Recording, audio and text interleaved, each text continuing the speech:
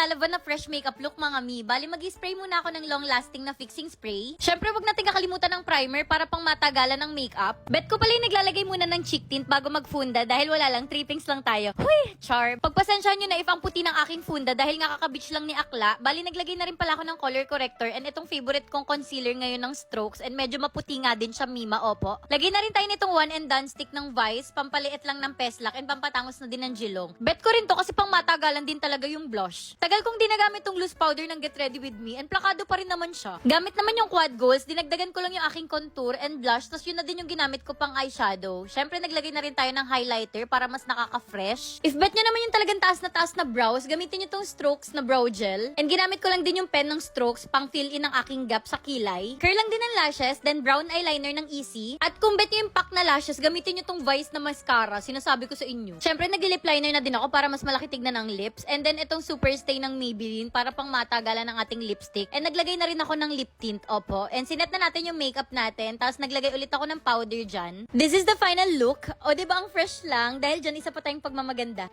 Pak!